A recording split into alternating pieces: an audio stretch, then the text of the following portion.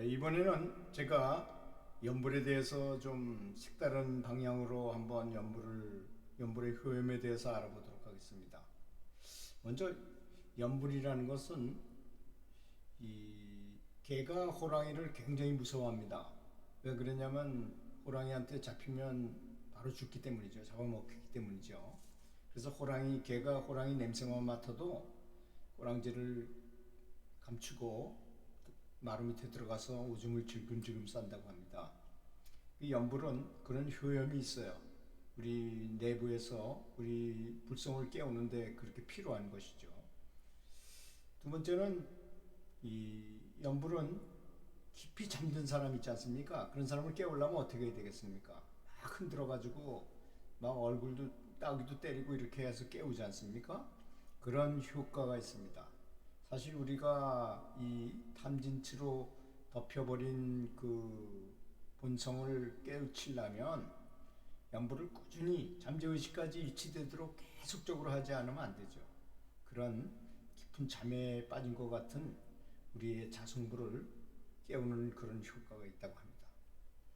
또한 연불은 스승이 엄청난 공력을 가지고 계시고 깨달음을 얻은 분이 제자에게 그걸 가르치고자 할 때 그 방법으로 그런 어떤 방편으로 연불을 하라. 그렇지 않으면 자기 본인의 이름을 불러라. 뭐 그런 예가 있었습니다.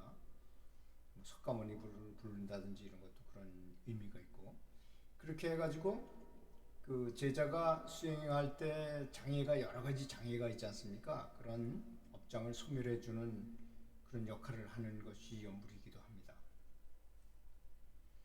또한 연불은 우리 몸 안에 그 영적인 에너지 센터가 있잖아요. 뭐 인도에서는 차크라라고 말하는데 뭐 이마 가운데, 가슴 가운데, 하단전에 뭐 꼬리뼈 있는데 뭐 이렇게 뭐 백회에 여러 군데에 그 에너지 센터가 있는데요. 이 차크라 또는 단이라고 말하는 이 에너지 센터에 불을 붙이는 촉발력을 가지고 있어요. 불꽃과 같은 촉발력을 가지고 있습니다. 연불을 하게 되면 그런 데가 저절로 자연적으로 그걸 의도하지 않더라도 저절로 에너지 센터가 활성화될 수 있도록 그런 기능을 하고 있는 것입니다. 그래서 그 옛날에 깨달음을 얻었던 분들이 제자에게 그 자기가 가졌던 그 법을 전해주는 방법은 참 여러 가지가 있었습니다. 하나는 마음과 마음으로 전하기 위해서 화두선을 하라고 말하기도 하고 또 내 이름을 부르면 지금 연불처럼 내가 나타나서 너에게 공부를 하는 방식을 같이 함께 도와주도록 하겠다 하는 방식도 있고 그래서 연불은 진리를 소리 형태로 함축시켜가지고 거기다가 이렇게 집어넣은 진리의 변형된 진리의 모습입니다. 그리고 어떤 경우에는 부적이라 해가지고 이제 글씨로 그렇게 하는 경우도 있고 노래로 그렇게 하는 경우도 있죠. 여러 가지 방편으로 깨달은 스승들은 그렇게 할 수가 있습니다. 그래서 석가모니 부처님께서 남이압을 타불이라는 그런 연불을 통해서 그런 진리를 다 함축시켜 놨다는 참 대단히 대단한 것입니다. 그래서 연불을 할 때는 단순하게 암송을 반복하는 것만 가지고 되지 않습니다.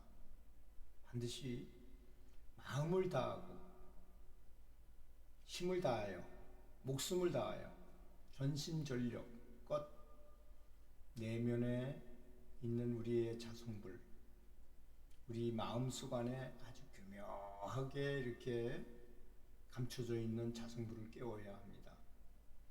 그러려면 탐진치를 없애려고 연불을 계속하게 되면 이 마음이 활동을 할 수가 없습니다. 한 가지에 집중하기 때문에 마음이 가장 싫어하는 건 한 가지에 집중하는 거예요.